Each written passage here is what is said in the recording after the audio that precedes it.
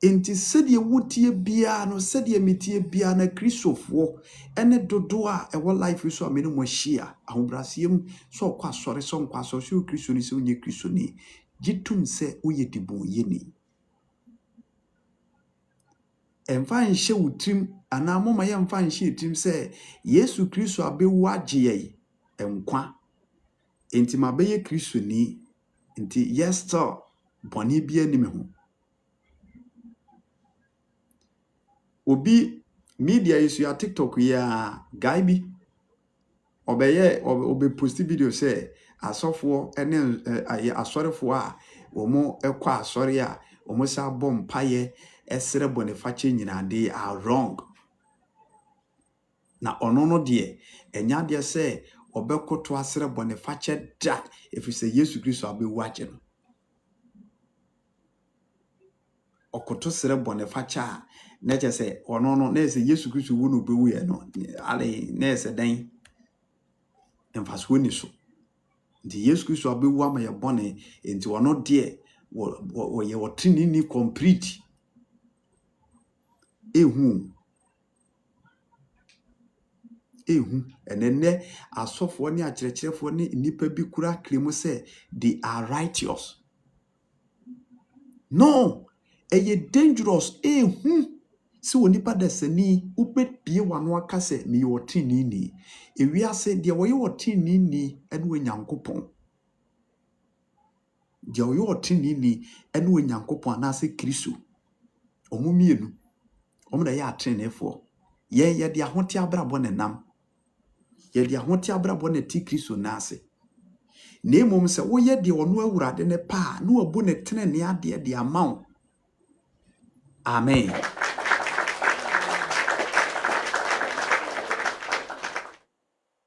Ebra Abraham ye setie ma awurade asem na otua na mo se wode onyankopɔ asem be ye adwuma o se wo ka Hebrews na o se na obu no tene ne ade de ma Abraham meba ho enti ene message na me na wo che na very simple onipa gitum se wo ye odibo yeni enti wo kutu bia onkutu srade bia mu no srede bia se awurade behu mobo na ade nyina mu no wakaw na wakaye hallelujah Psalm 51 yana na David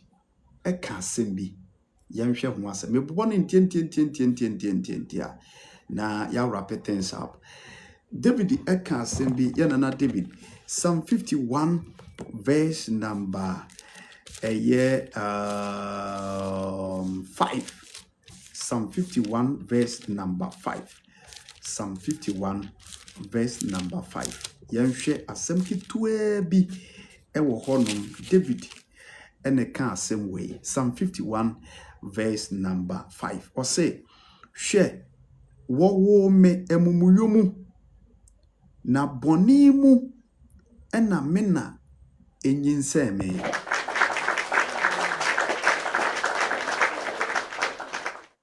wose hwe wo me boni mu na mena na hwe wo me boni mu na wose hwe wo me emumuyom na boni mu ena mena enyinseme amen yena na David yenyina yenim sɔhwɛ kɛse a ɛto no ɔba ho sɔhwɛ akɔnɔ ɛkɔfa saa wɔ haw kɛse we de brɛ no ɛma ne fomoyi eniguasie nti ogyina so de kodi ewu na esan sɛ ahumɔborɔ nyankopɔn no te ase na ɔwɔ tema na wɔdɔ soronkoma adasamenti wonam na humobro so fa Nathan so koyi David ntan ema ne hunu ne bɔne a wayo ene nia ebetimi aba ne so David je ne mfonso tum ana okɔ ni nkotodwa nim kɔsrɛ ahumobro agya ne sɛ onhu ne mɔbɔ na ɔde ne bɔne ebeche no me se onipa dasani Moma yentum se ya de bon yefo. Don't claim at anywhere or in any circumstance as if, or you don't claim to be a righteous person in the sight of God. Bebree ya sa mistake no. Bebree ya sa mfonso no. Because of say oko Awurade pono timi di communion. Because of say wa bosu wa jinsu mo subo. Mommy Kate, good evening. God richly bless you. Virgin girl, God richly bless you. Me don't be so our life and also abechia Awurade nsha. Me don't nyina mwase. Because of say utimi yen senchirene, because of say utimi kasama afofro itimi sachira, because of say we are well known to the church, because of say asafono one na we yiska kese de bo asore no, because of say like soft utimi bona baso adofono. We need to be extra careful. Se bana wurade anim ne bana n'adwumam ne bano yenkwaje ho na muntu a esese ye extra careful. Owura Yesu Kristo ne agya Nyankopɔn kuto oso ba ko pe na ye papa ene hwan ene agya no. The only righteous person is Jesus Christ and God. Amen. Enti ye na David ekɔ ne nkutodwe ne mu a ɔbɔ mpaye no. Muma yenti asmo kai. Wase hwe wo me emumuyomu na boni mu ena me maame enyense me ewo me ba wiase. Ye nyina ye free Adam asinim ana ya ba wiase. Ye nyina free onipa baakum ana ya betena asase we so. Na asase we ayetiswe no nia wodi kan betena aso no. Waya aswodin okan Genesis chapter 3:1 ho ba. Tron 70 adanse se waya aswodin na aswodin a woyeye anase bini woyeye no ho asotwe no atre ama hunsunsanso no aka wiase nipa nyina. Enti ebra David koto ya bepacho bebere o bompaye wa Awurade nim no oka se Awurade me Nyankopɔn no magyenkwa me yediboye ni enti fa me bone eche me firi se wo me emumuyomu na bone mu ana ye wo me ye nyinse me amede bawiase. Hallelujah. David na eka na eye no kore nso sanse ye nyira ye Adam asifo nti bone moja no ebi wuyemu ye di bone aduane asase kura entisu kura ne tisanda case. Enti wowura Yesu Kristo enum asam so ma yate ase se no matter what, David was a fearful a man of God. Na osura wurade pa osuru Nyankopɔn. Nanso mfonso to no okoni nkutodwa anim no wasere bone fache se Awurade mfa ne bone nche no efise oyediboye ni. Yakoye kutodwa anim a epamochaw yetimi sere bone fache ana. Yetimi bie ya no ewa hobrasiem ka kire Awurade se ye yadebon ye fomfo ye bone nche ye. Yetimi bie ya no wa hobrasiem di nisuo ene akumabubuo sere Awurade wo se won hu ye mobonfo ye bone nche ya na. Despite the fact say ya jinsu masubo. No. Ya jinsu mu asubo ye wiye Kristofo a ye tie Awurade nase etie Awurade asem no nkyere se we are all qualified to the fullest. Be the ensemi ba kire. Enti ye na David ama ya te ase se atiasefo asase a ye tisue. Onipa bia nyentum se oye Adam aseni. Adam aseni bia nso bone etwa ho ahia. Bone ene enete. Emumuyo ayeye homa. Enunti ana yabedi Yesu Kristo achi kura no yese wo hwa na adwenboni bi aba otrim. Wo hwa na wakoka kasa bi. Wo hwa na watuana mo bi. Amen. Enti esanse yeye Adam asefo wonti na Adam boni ni bia saye no. Ene ama owu atrafa wiase nyina. Na asidanka owura Yesu Kristo se wode ni moja abeye mpatade ede amaye.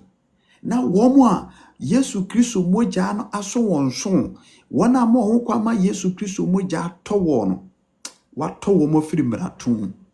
wato wo mafiri bone ase wato wo afiri nianka ede wo beko owom na ode wo magina baabi a eya sunhwie na enkwan so wo ho. Hallelujah.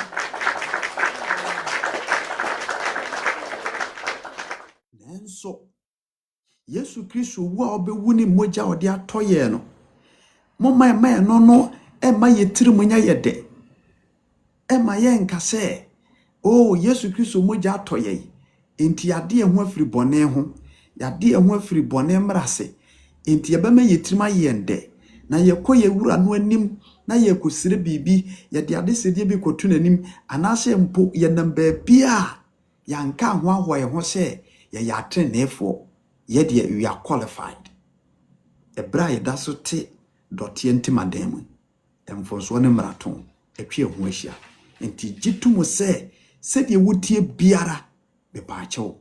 wo odiboye ni na awurade ahomobro ene sum no mienu so.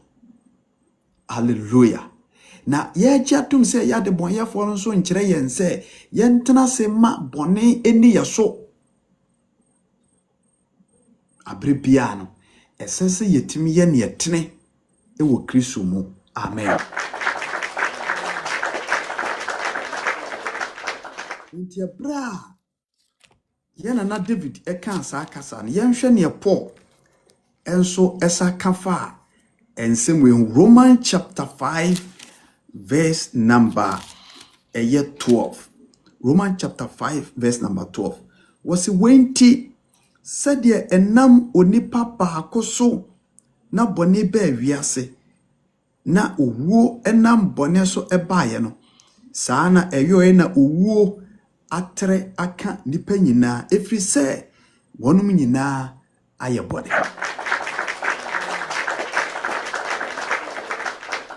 Efri se wonum nyina aye bone na ade a ehu ewasem ni se obi a wote wiase na omagi Yesu Kristo niye no ono no de ne dangerous echen obi a waba Kristo. Efri se yaba Kristo mu de yenim se nyadan ya oyo mubruhufo no odonfo a ne moja na atoye ninti obedi ama ya berebia na de wote wiase a onsakra na dwen. Amen. Mesi woni pada sani gitum se wo ye dibonye ni hwa busua ye fifirim aduane abusua oyoko abusua abosoma sefo abusua emotena yetena na abusua wotimu a untim mo kronkron bra abusua wotimu a untim motene bra enti ya dumu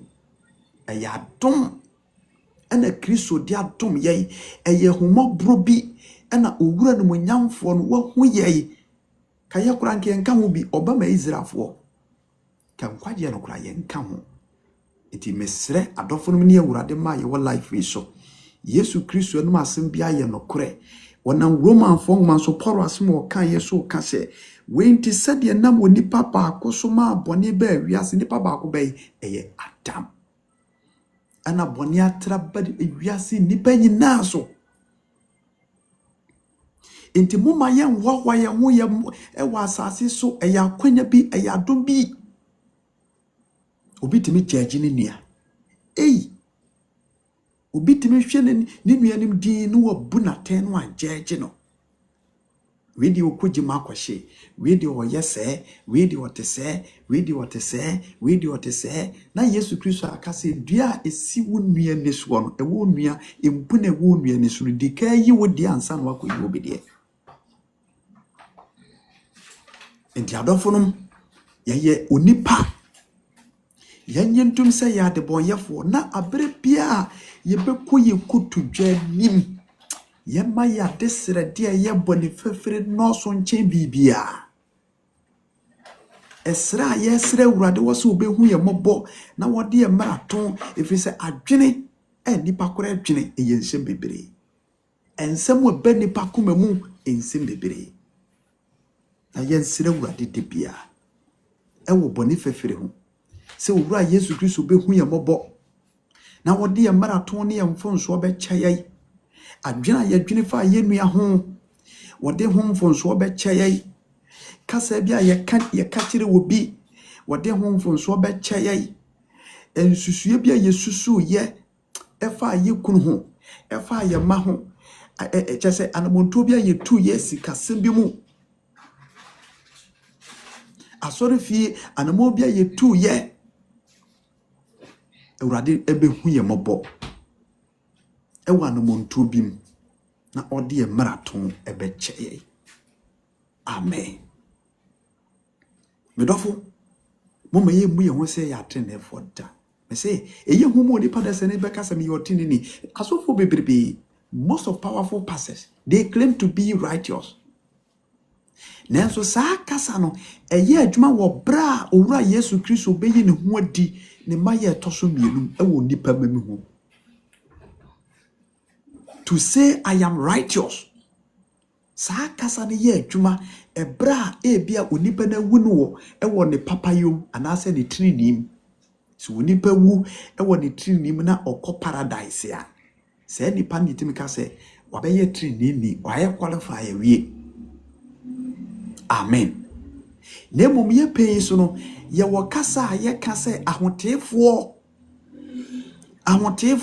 woka Matthew chapter 27 horomo banoa ebra Yesu Kristo ye man so ewa asennua no so wono ebra wo boni mu ase a woka ne tisi form se wawie no wo se na esumdru asase nyina so na asase wo so kese na abodam mu paapae ema nipa kronkronfo hwe wede na wo yisu ye no nipa kronkronfo eyiyi won wadi kire nipa binom no modwen se atemu da na asie nipa kronkronfo. Enti abrabo wem no ye wo akronkronfo ye wo ahotefo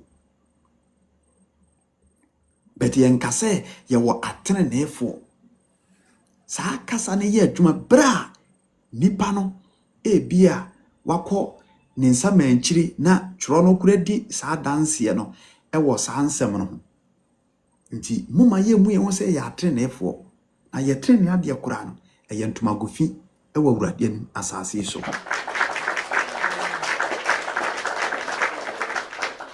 Nipa da sani a wote asase we so bone atwe ho ahia emrato de atwe ho ahia se ye kwaso a botre na ebra na ye ye de so awurade ani a eye wono no mom na beka kire ye nse mede waka tre na efo ma ho eye wono nko a beni kwan se ye klem edema ye ho abra ye da so te honam asase so. Enti Paul eka kire ye ewo Romans chapter 5 verse number 12 was it when ti said ye nam onipa baako so na bone ba wiase no ene nam so ama owo nso aba wiase enti bone nti ama owo afa wiase nyina ohun de wo ho bone nti o ama owo afa wiase nyina eno nti na onipa timi wo eno nti ena onipa dasani timi wo enti na wo hwe wiase a bone nti owo afa wiase ma ne ya na awreho nipa wa na ewu emu akwanhia wo ma nsuo fa wo mo wo ma ye bo mutuo ye enema ehu na otibi kura na wo ye mu ahyew ena isisi efise eye apama dia edua free Adam asim ade atoa so abepem sese ena ekoso etinana twi a yehia mu de bia wura Yesu Kristo me de asem foforoba na asem no ese onipa gitum se uye diboyeni na ukokutudua ne mu bia no matter what level a owo hunu se otumfo bi ana yakɔ nanim ye hunu se otumfo bi ana yakɔ ne nase Awurade ene ye Nyankopɔn no wonye tumfo ketewa wo etoda ibinum kɔ nanim pa with ase ahomaso bi ahanta bi dwe bi kasa bi pabo a wobo adesra chese mpaye okotire betri na ototo ne nsa na woye ho ahantan suba bi na ya na meyam kura hyehyeme meyam hyehyeme enmonyam no a owura no de ba asase wure so no on se wo kan Philippians chapter 2 verse number 5 wo se ohuni se wo ye nipa se de wo ye na de faaye no yehu owura Yesu Kristo se wo ye nipa eso wo ye nipa wo he obi a woni Nyankopɔn te bia ye pe ene nipa ebu ni se ase wo ye ordinary ade bi minim se de nipa si fa ebu Yesu Kristo fa wanya de ya draw no book no wanya de ya draw ni status sisi emia bi na enipa bi kwa ase kokoto no wo ye supernatural be wona bo me no mienu wono ena dien eba asase so yes de ya ne yakwa yakokoto ane yankotompo ye ginantente ne ekotiri betri moko atenten ene yeyi yawa mu atade ahye no de bompa ye ne busu nyina gu ho watwa kaba na wa mu nyina gu abonten enwi egu ne ti so kura wontime nso a onsa nkata so ne mowre kotiri betri no se bo ahantam paye no okotiri betri na ni ti no ohim no okọ no oba na otaru bi kunu ho yenye ne ho ade otempena twim wo yisisifo adwumam obu nkrofo fa so kro no wonsa anya no kwafo na wo de tonso ni namu na wo koti otete ne yere otete ne ma otete ni kunu na sa nyam no sa de klemu se wo ye righteous person because ye hiem wa asorifia oni yisika kese wo ye chairperson board of trustees one kontra sore no ya mere ya ho ase ya nyentum se ya depon yefo ade nyina mu na ye koto adwanim ye dada setinam ye fira di babie na mu bia no we shouldn't boost ourselves say oh after all media me bia koso me ye Kristo ni nti enti ano no me bum ho se metene nya de sa ho ebobra no esese ye careful anhwe adaache Awurade ba me nyasem we say ye bu na asem animtia amen enti wo afasase nyina so ede nipa eko enam sa eniema we a eko so titibirem onipa ba akomara ton ne mfunsuo nti ewiase aye bigi bajano Paul Kriyasa kan Romans chapter 3 verse number 23 say what say Romans chapter 3 verse number 23 what say every say one mu nyina ya bone na onyankopon ene monyam apowon one mu nyina ya bone na onyankopon ene monyam abowon hallelujah esan say bone a ya nana Adam one ne yere Hawa ye na atoa so ama bone agemeneti afifi na me no mi no ya wo ye wom said na David kan Psalm 51 verse number 5 no na agina so abetum abepem sabre no Awurade Yesu Kristo asem say because of all this act sabrabo we any says suba wenti no o say because of that nti ye nyina ya de bonyefo ya bone na onyan krompon ene monyam aboye the glory of God onyan kopon ene monyam aboye we have come to the short of glory of God onyan kopon ene monyam ne de one Christ Jesus ene monyam a de nkwaje ba nipa no ene monyam a de ensiye ne fa hodie ba no aboye anything am saka kasa bi say e sha no nipa da sani a wadwane abeto a Christ. If you say wonya be oba Kristo mu a se de tie bia no awurade hu mobo na ode umra to ne wonfonso a waye no ode firiw na nya de so be wu boni nanso bra Yesu Kristo moja atoye amepa wonchew ahobrasiem enemunyamfo ne atitifo amene mo ahia Ghana match no gusu ekoso yesre win de ama wonu nanso ye bompa ya mo man Ghana ewa agukansie national team yi na yenso ye hwese ya setena ne ya brabo na ya dwene niema ede ebekọ nkwagiem enye de daache ye de nsa beku yeti ne yakohuna mane wo bunsam gem. Hell is real. Obi a wotena bone mu bia bekom. Amen. Enti wowura Yesu Kristo nam poro so tuyefo aka kire yen se eni kwase e ma yeni chiewie yeni chibebre because of say we have turned into Christ, we have come to Christ Jesus. Me say na chekire fo bebrebe chekire sa ne man once saved forever saved. Enti ene obi wo Kristo nanso otibonim ene obi wo Kristo ne yemo nhyehyɛ no say enti abraba me boy enti so Kristo ani anamo a me toy so Kristo ani kasa me kan enti awurade ne je ho ebeboa yade bonyefo wade nyina mu etoda kora meti ase kora no meti koso wasorfi kora ye butimi fu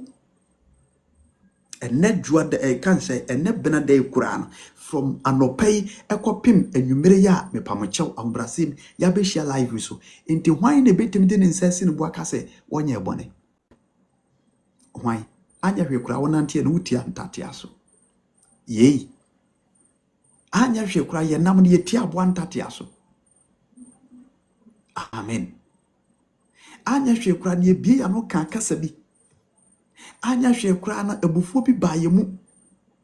anya hwe kura na ebuatrimode wo bribim. Amen.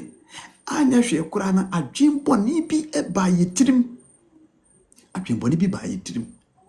enti day in day out every day Yesu Kristo kasasa wo se de bia bone do so madano enti wo na wo se wo ye hwan wo be commit na sedanka urade se owura Yesu Kristo me wura fi verse no Paul ne kan wo se honhon kronkron no na ede kabia edima yen ewo ye mpabom if say empire na ye bono ye hunu se de yesi boko anka me pacho ye mpabo kra bitimi afrodu agya nyankopɔ anim honhom na ede kabia edima me no miem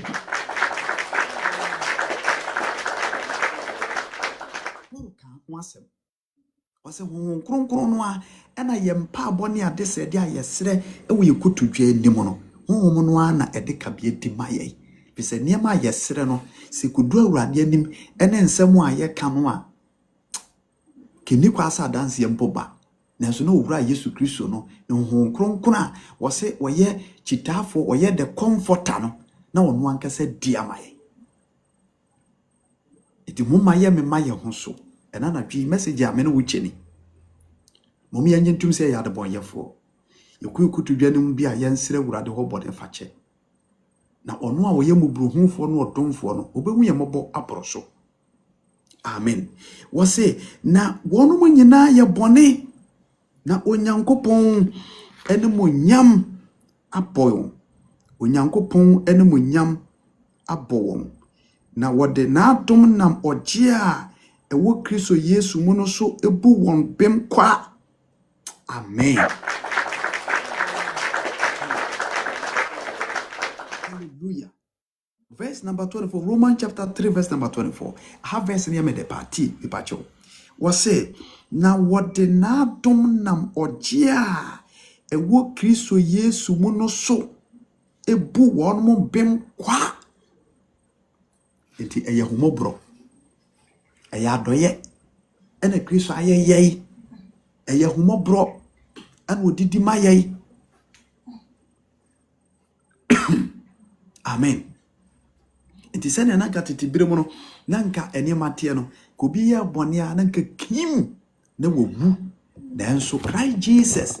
na humobro ene na adom ene ni mobro hu wote so anu akai se wode ni mogya ebeye agede ema bi no mienu nti saa mogya ni nti na ode adi ede amaye me se onipa gitum se woye dibo yeni abre bia no na wasere bonifache. Romans chapter 3 verse number 24. Yenhwe English no sidi usikan was say for everyone has sinned. Verse 23, everyone has sinned. We all fall short of God's glorious standard. Yet God, in his grace, freely make us right in his sight. He did this through Jesus Christ when he freed us from the penalty of our sins. From the penalties of our sins. Inti bone ho afobo ene ho asotwe a enkana ebeda yeso na yetua ho kana sa kana kura yentimi ntua no owura Yesu Kristo eje Nyankopon nam ne so ana wode abu ye bem kwa kaso obi edibiribi ebu bem kwa na che se eye free will o kaso odi akira ka emfa so ndwemma o me de nema na che ne kwa na che se ofira komam ena de ni nyina mawo. Amen.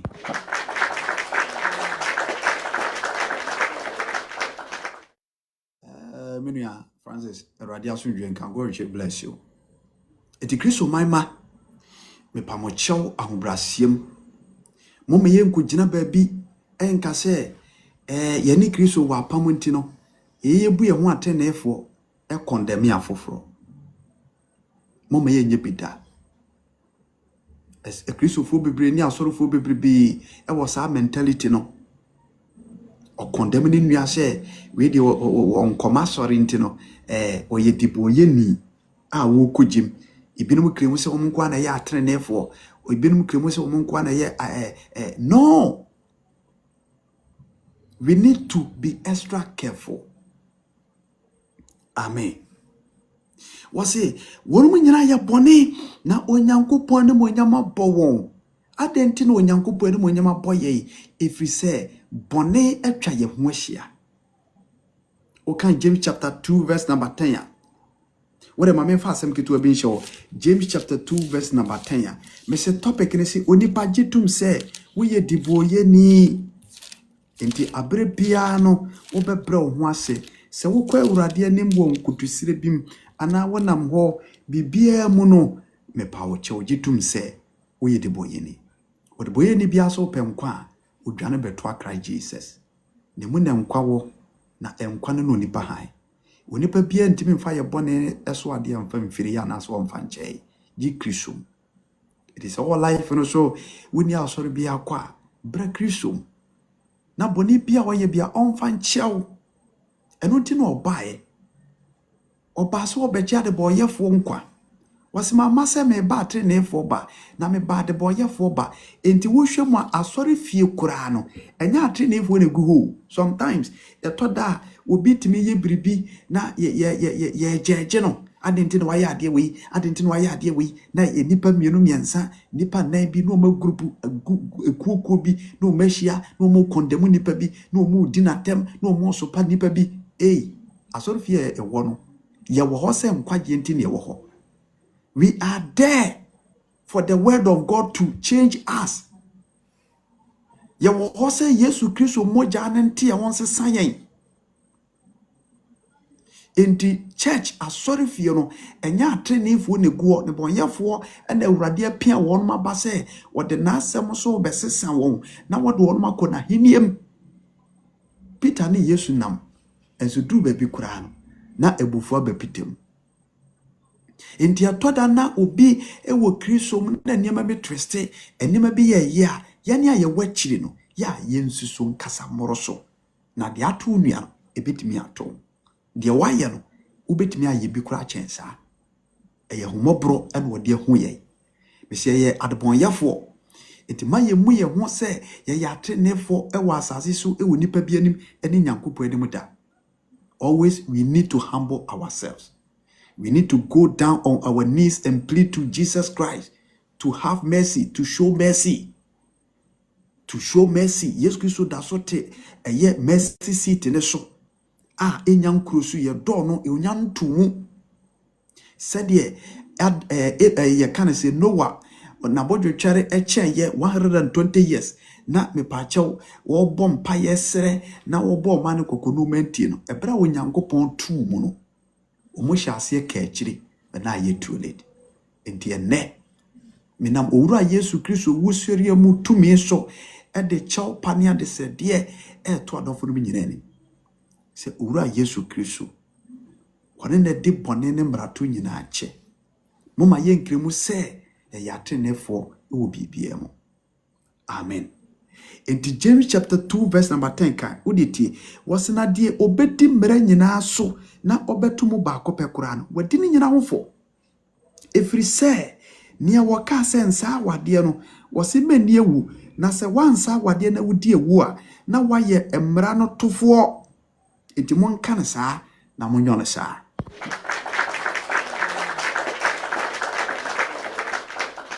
Enti se ya hwese nia James nwoma no awurade asem kan yi a na chese asetena we ma yetimu no awurade mra wode amayen emra no a wode amayen no se onipa da sani empo yabeye kristofue no se woto ba kokora tronsem se wadi ni nyina hofo woto mra na ba ko a owura Yesu Kristo enum asem mra wode ma yei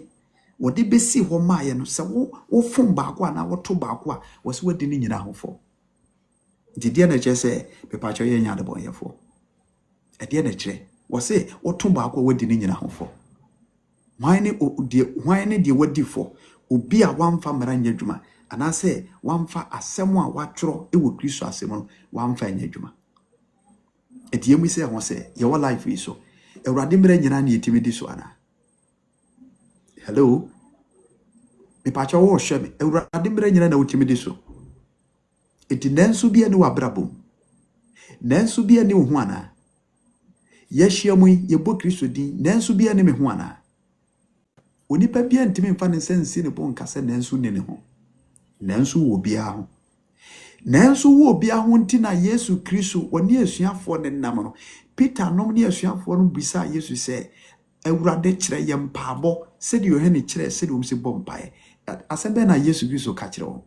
Matthew chapter 6 verse number 9 wase mommo mpae se yen agya wo soro wodi honte wahenie mra de openya wa asase so se de ye wo soro faye na obobo basa na obobo basa na obobo basa ase wose faye mbone free ya na se fa cheye se de de che wona waye mbone enya sa na choro nsem rekai na obi a obedi Yesu Kristo achi ede na nka Yesu Kristo se ye bompa ya yensere bone fache owie ase ho no ano se manfa nipa bone anche wo mo a manfa nipa bone amfiri wo mo a mosure janso mfa mo de nchemo na kire se empokra ya bedi Yesu Kristo achi there is fault within us, there is fault around us, there is fault with us. Sin have been surrendered by us. Enti Yesu Kristo humo bro no de hu ye. Enti menyina baby emu hu bim ewo bibia mu apart from say Yesu Kristo and I say Yesu Kristo kura de mo jabeje. Always humble yourself and be say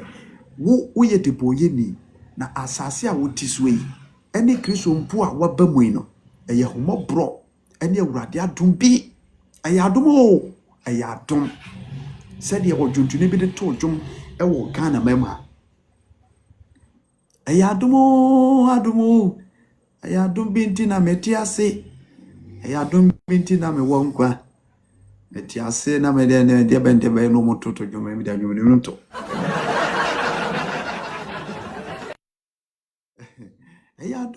ayadum binti na metiase o ka sa dwom obabe ne toye ana jiri for so de tojo adom ne intimate asio ye awrade adom tie mengu yo ye onyame adom tie adomo adom intimate asio adomo onyame adom tie. Prophet Magor, bless you. Adomenti metiasio, ye. Eradi adomenti menguyo, ye. Eni menguyo, adominenti. Abawazare, adominenti. No more shangum. Media menguyo, adominenti. Menguyo, adominenti. That's one kwa, adominenti. Sajumne ya medje. Hallelujah. Prophet Ima, me hoya papa chana also Jirisi Christ Moya. God should bless you. Adum binti. Aya adum bay. Aya Yesu Christ adum. Enti James ngumane se. Ewurade asem no yetime ton abribia. Yesu Christ asem kire yen se yema yensem nguma afoforo. Okasafa pepe ho. Enti obia na wosire sika yema ne bia. I don't think so. Enso wasema nka ye mere papa ye hu anameboa.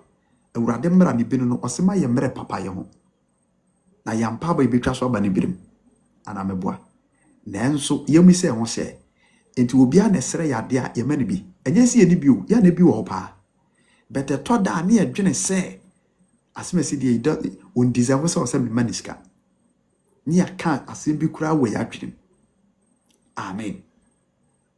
Etoda tronsam se adechiwe esense ye de osoma ye na adwuma enti mibisa se enti de bia na onyankopon adwuma duru so a ye de ho hyemu ana asori meeting dura ni akase wo adwuma ye ni akoye meeting munye me koye madwuma asori program bi ayeye mame koye sa enti ye fom onyoma bebre mu enunti and yakoye kutu twendemu we need to pray for forgiveness because we are sinners before God, before Christ Jesus. Aya dumbinti and yatimkwem. Me say, unipa, no matter who you are, said you would ye bia was so.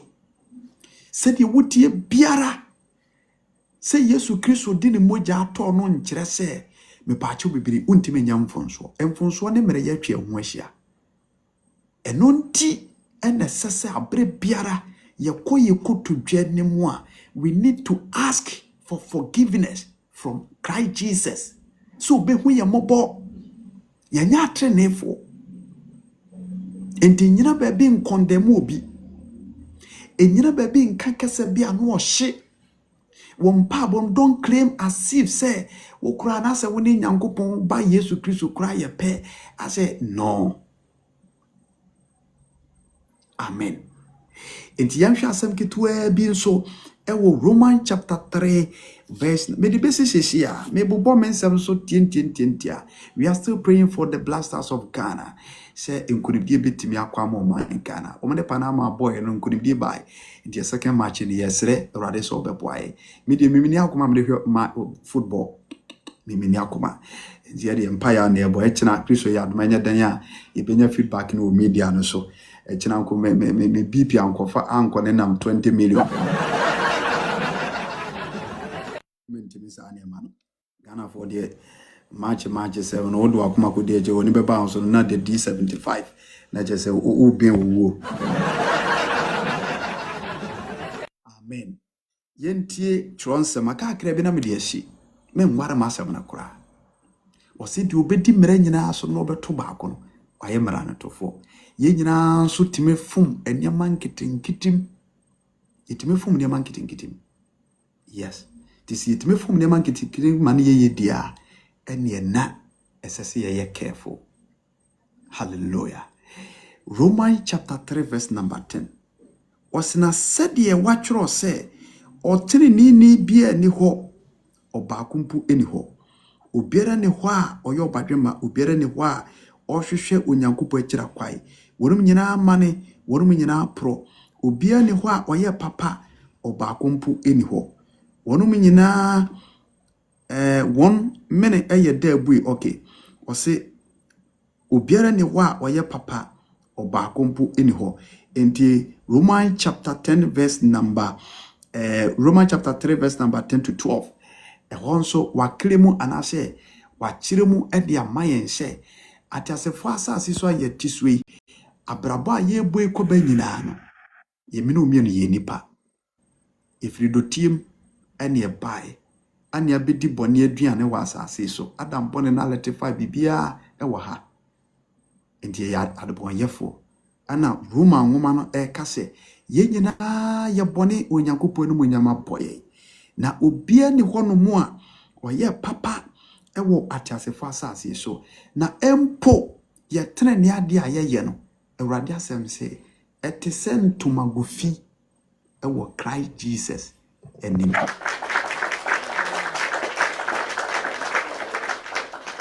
ade a ye no awo koba chese wo fi se wa na woga wa ne hwan na koti beti nyina wo se papa ya ye ai no ne ehunu se eye tere ne ade no wo se etese ntomagofi ewo awurade anim na ade etese ntomagofi wo awurade anim no how can you claim as if say wo you otinini no etine menam owura Yesu Kristo no asem we so ede to ye nyina yenim na ya hye nyema benso se ye yadebonyefo enti ye sanse yadebonyefo enti no esese de bia no ye koto na ye sere bone fafiri anase bone fache ewo Kristo mu de bia enkugina ba bi nkubu nu aten emfa wonsa ba ko nkokire wo bi so ema enan na aka na mehwe so abra wonim se ne wode akire wo nua no so no me paacha wo ka ho asem no enu abi na wo ye se de wo ka no enu abi na wo ye de a chironsem se wo bu nipa na ten yi aten yi mu aten eti Kristo man ne adehye ya twene mu yakoma mu anmo bia ye to bia no momma ye nsusu mfa nhye ye drim se ye Kristofo ye Kristo dia ide ye ya tenefo yes still bone wo ho bone ewo ho yes nyasa mentality no bone wo ho jitum sa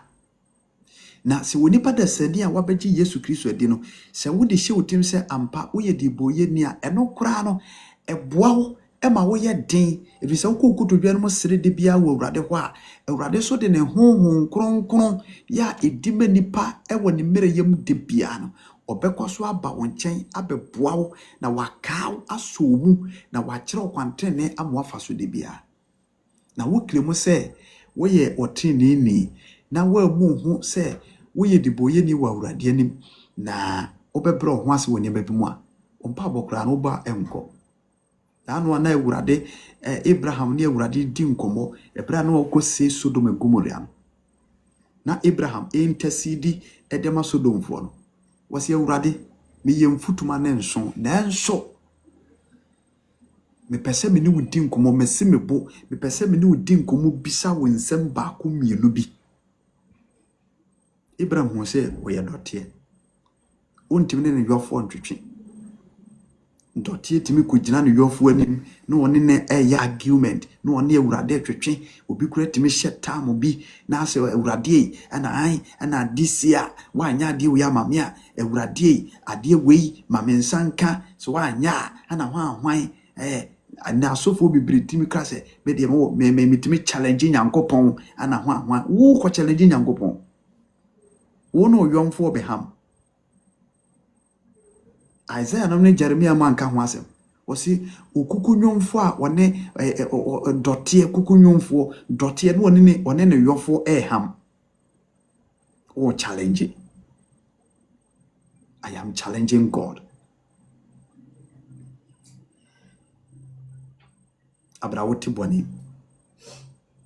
eti adofono me won chense futufo enanatwi ye nyina ye adamasefo ye yadebonyefo in all circumstances eti mumia ngintum se yadebonyefo na afoforo a bia omuwo mereyem omatobonim bonsam efra wormanim yemfa homobro ene tema ensere bimfama won na wono nso entimi mehunu Christ if say Roman woman no amyati asese Romans chapter 3 verse number 23-24 no was say eye bem na Awurade ade abu ye kwa. Awurade Yesu ni mogya no ode abu ye bem kwa emfiri nwumam. Yenye hwe man ono ana kana kuma say onye yei na omfa ye mesie na yenya nkwaje. Hallelujah. The last verse na me di asem na bana wi na nsem apontem sanete enye de bia na mepo nondu. Hallelujah. Luke chapter 18 verse what they shall say ha. Luke chapter 18 what they me pacho metafo hwe nia ekọ so a ebebia Yesu Kristo buye e wa Luke chapter 18 verse number 9 was oferesi ni tujini we abebu a ora Yesu Kristo buye na ode kire enipa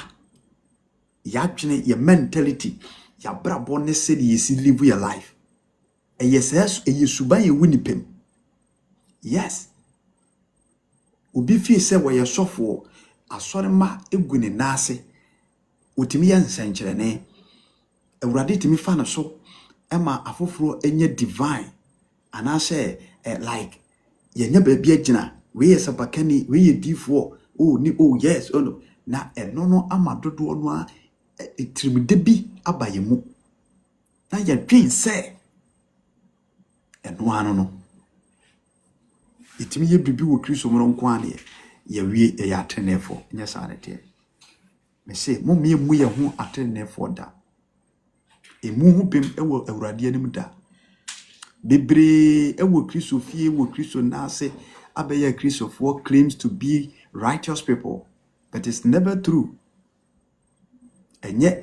emfasa adwene ni nshi otima Awurade bumfu me pa chewo. Luke chapter 18 verse number 9 was say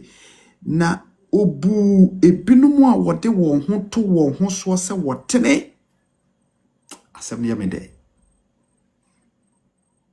Yesu Kristo hwedi hu se enipa bi wo ho a wonom do wo ho ato wo so omu ogidie soronko omu awerehemu soronko onam wo nyina na dwe nyina se wo yeti nini because omu adwaman wo yeti nini because onkofa wo beyere onkobo okoro no so they say nanso no na me pa ache obibire suban fufuru bi eniye fufuru bi ebata ne ho asie no na kumamu no bibi wom na adwene mu no bibi wom won kontokwade nanso okuretimone. Hallelujah. Onkobo sonso nanso ofum asorofie nuoma okameniema of prese bibia amra ne nchen enso onko abosomfie dawo ne nansi asonye so da nanso ba asorofie niema correction aforbo hwan ade bi a chedie bi kura beba asorofie okura no wo kremu e de corner side a wo mie ni nsempo ma asofo ne cabinet ni bimpo no achini nyina no de egu ni kem no de kofie o de be kofie no de akoba akoma no no nku edi drink ya no atu so na wo nom guna enzo no ne enipa bi na ewo asori ni mu a omoye woni nipa bi na tie adwuma mu ho beneficiary bi ba esese wo chema enkura ni nyina nya bie akotia ntumu bi ene beba de ye de atototo ye de atototum no na wono na woye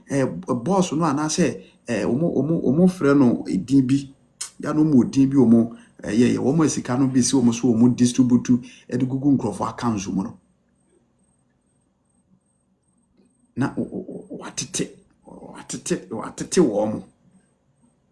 di obi a deserve no mfa ma no no ateso obu okura won kan chem se bonus bi aba no akiremu ni nyina go na accounts mu enso nkwa ason yeso da media menansi ason yeso de o media menya bayifo da bi enso ye kaso obi abayifo a obi wokura ni bere o ka se baye nkwa ne de watu akotena duangom ana watu kwa akọ ba akose obi adwuma obi ni brade enti yaka baye honhoma ni brafo nso ka ho enti me se medofo onipa me see mumma yanyin say ya de boyefo sa wujitum say wenye wotini ni a on say mama ka sembu ha on say wonim ne enti a yan agidifo anase gidi ni say obi ko Roman obi ko Methodist obi ko CAC ana Sunday church ni bi na me pacho asem kan wo yesere wrade so mpantumu na se asore ba bi e wo Sunday church m na okobadwaman ana wo de mamen kana sa okotwe mpena bo adwaman a enhyeda nye news bia wo meboa anzen hera nye news tebere bia nye news sa o na se ne biba ba TV so ne ade media so anzen hera nye news nanso ma gidi ni de o sha atade kokko we bi enkoya nhwe na agentre ha na bro e wo wiase nyina media no so na bro ase binsi da asa ade yemwa bi asa ade bia so akobokro no jiri ni na akobokro no jiri ni na aja ne yiri ana waja ne kunu jiri ni na akobadwamai na aye hu kakaka na enipa kan different enzo sa de kro no an kwesere ni bia onso kwasore a waji Kristo di onso akoye bi anhyeda ampejasa unim die ntia nsonso ye no ewom sa efiri se yei agidifo so da se ye kiremu se ye ya trenefo yei agidifo ne kiremu se ye ya trenefo kissing baby good evening, God bless you. Ye kiremu se ya trenefo enti ye buo mu aka no dodo no a ebinum ebuo mu aka ne se omu ya de bonyefo enti ye na ya atenefo enti se mu a ya atenefo de a ene ese bibi se ese a esese ye exaggerate niema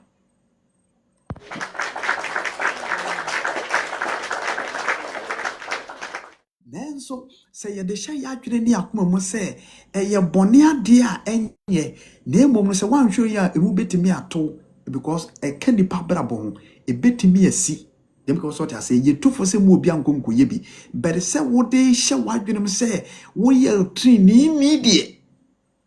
wa mana traso isi ye nyina ya de bonyefo it is a wo di show tim na de hye mu na wo mani pa nyina wo se wo ye trini ni a wo kura no kura eno kura na bonsan wo kura so hwe egu enu masententem. I'm telling you, ukura na bonsamfu gu anu masententem kura. So be krim so your tinini. Ene wasem. Eno so ma ye kwan se Yesu Kristo asema meken eno nti me pacho bebre ye ku gina baabi aka se ene sanete ede a ene ma menye bone na no Paul kan wose nti yentena adom na asema bone no so ana wose dabi ene kwase yetena Kristo fie sa ekoye bone eya dom eya kwama enti yakoto a yansere wowura Yesu Kristo homo brohunu yansere no adom achede a eye honhon kronkron se bone wiase a yetimi asasi adamunti eso asei obetena so a enioma bebere bone afrafa babia ade ma wadwenem enokura wo prekope na eba wadwenem ene hunu se obi kura du babi wolbe borma na ni bobribi so a na na bire nyina asai winim nyina ye bonen keten eni bran keten pesemenkum nyan keten akayon keten ebufuon keten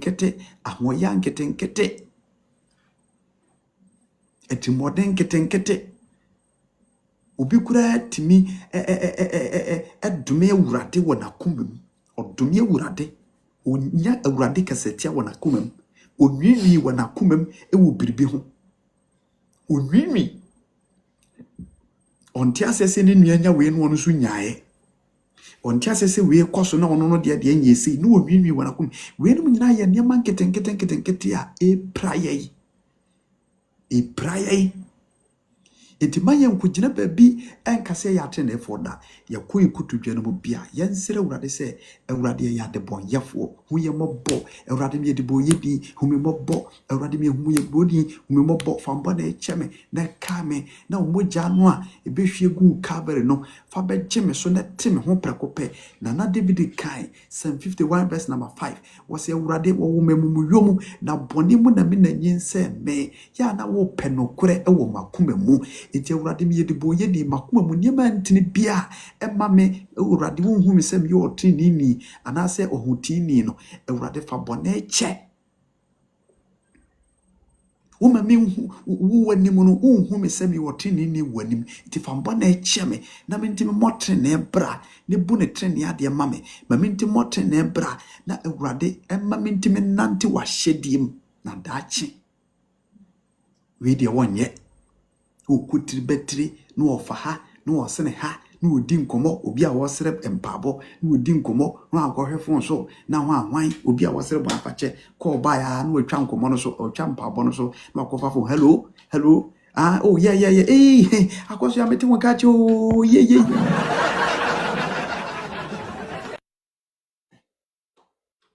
amen enti Yesu Kristo kan kasabi mama ofili amedase Awurade insha Yesu Kristo kan kasabi Luke chapter 18 verse number 9 tiwo wasena obu ebinom ya wode won ho to won ho so se wotene na wo mu wona aka ne beyi se enipa mienu kwa asorofie kobo mpaye na baako eye Farisini baako nso eye tujini na Farisini ni gina ntenten tiwo weye abebua Yesu Kristo buye na enye for real say enipa no mienu no kugina asorofie ho a na ampa na weye eye benu obuye said yetimi create scene anase something scenario so rase ana Yesu create bisa se nipa mienu ekọ Awurade ne mum paipo baako ye Farisini baako ye tujini enti ne ye bitima ka se baako ye ebia Kristo ni na baako ye wiase ni obi obampa abo ana wisoro ya asore ba waje a Yesu Kristo adi echese nya senketoa baako ye asore kodi Kristo ni mapa na baako so ye obi a ase ono no obesahwe oni Kristo ni apam ana biribinti obewura asore fie ho ana obebompae ti wasena Farisini ni ginai ententen ana opo wo bompae se Awurade Onyankopon meda wase se mente se nipa aka no etie mente se wo mo aka emimfo kontompofo ayerefafo eni empo otugini ohumpa ya no obo mente se wo mo maka Onyankopon meda wase mente se wo mo maka yi adumni wayi wadum kese no wo me so Urade me dawasi o mente se wo mo maka wo mo mote street ni su ba dwaman urade mente se wo mo mote ho anwan mente se wo mo ana wo ka we nyina eye ye bompa ya yenka urade me dawase wayi me fire busuan kontonchim wo mo monom nsa urade wayi me fire me dawase eye pa nenso abrante na asema okaye no ne mpabo mu o se me fasting o kan hwa ne hu me ya fasting afi ya kana say me tua me tight afi wi ase no asaka bago wase mente se ne wogina ha ekura bompaye wa proso matraso wa kaduragiri what their hantai eni ahomaso ne bompaye because of say o wa sorry fear nipa hwa no ye na ye hyiam na tight won de kura ne so tasisi hia yesi bibi hia sori no won ye kọ no wo yi sika no o wo fa o me bosia ma me ho ahwan o me bosia eduru say ye ya wo o sika no kura momfa me de acha sori no Awurade adwuma na hwe yo na ade akoso enti wonya ahomaso bi ani adwene bi wo ni mu enti wo kọ ne kotodwa ne mu a onsere po ne fache won kai se wo ye dibo yeni na wo bu afofra nimtia wo hu obia hu se wo twia we mu ye Kristofo we mu nyina mu ko bu nsam gem we mu nyina ho twia ho na wo na dwene na kuma mu bu nkrofo atansa obunkro faten omuni pa bia ohunu se we nyina mo yadebon yefo sa ene asorefo bebrebe me se na me kwa asore bi sa na no mudi wura yadwenem wonye church member wo ye bonsamba wonye church member wo kojim ene nsori bi wo Ghana ha mo mentality no wonka ni kuo ho a wonka wo meye church member wonim se wo ye diboye ne kese a Yesu Kristo bia eja no wo kura na wodi ka akotom kane. It is never true. Yesu Kristo bae no ebra woni asuafo ne nam na owura bi bo deliverance wodi Yesu din yensenchene wodi Yesu Kristo din nam ono so bo awurade din kase dipa magi ono Nyankopon anase Kristo ni a wodi Yesu Kristo din yensenchene na Peter no makọ stop no se krache enye ono ye ne nam enti jade wo ye edi asem na Yesu Kristo kasa kire wo se hwe se obi ni mafa ana oye tiafo na de o mafa no obomidin enti munya no de wo ye no wo ye no omidinim wo ye de apagya the kingdom, so stop him eno nkyere se wone yen enantenti no wonka ye ho. Hallelujah. Wonka ye ho enti ka wonka ye ho no nkyere se me paacho bebere wo ye tamfo. Evangelist Joseph, good evening. God richly bless you. It is obi nya wo church member. Se obi no wo nkwa asore baako. Se me paacho me ye jidini. Na me paacho wo nye jidini a. Na wo kọ kwese da asore. Wo kọ other church. Me da asore bi. Na omo bo Yesu Kristo din. Te se de yen. Ye bo Yesu Kristo din no a. We are one. We serve one God. We serve Christ Jesus. Yesu Kristo mo jana na ato ye nyina. Ishmael ni Joseph can I say Ishmael can I say what do we call it Isaac and Abraham the war they were one ye baako enti Pentecost ni me hu nua me pacho Romani nka se wo ye tamfo me hu nukware giri ni enka se we de wo ye tamfo. Ask yourself, say, a dinner war born a din beya. The first thing to ask, the first thing to diagnose. Say, I'm sorry for we, and I say, Nipas Messi, a din bear na obo, na wine or someone, wine or wood which day. Na say, a Yesu Christ or Nazareth nini dia, who say, what would be. And that's a backup for Miss Evangelist Joseph, as my making. Yenny as a backup for me say, which me could never be so preachy. I would hope. Obitimi no bebo cash no no wo didi watem ase wo ye bonsam bi ase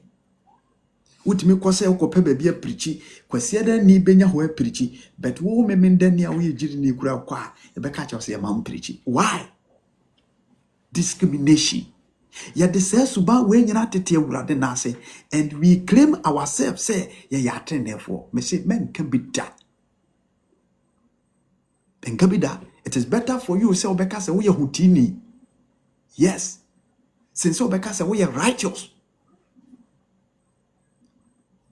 Abraba ye bono eno na wura Yesu Kristo obeka say mo bobra no e wo trinim. Yesu Kristo nkwa na wotumi so kasa na kire de de akire. Wo se mo motre na ebra. Nti wo botre na ebra eno no ma wo kwan say wa be trinini. Wo ye hutini, wo ti wo firi niema ntene ho. Amen. Enti Yesu Kristo busa be ete me metoro me nsanipem.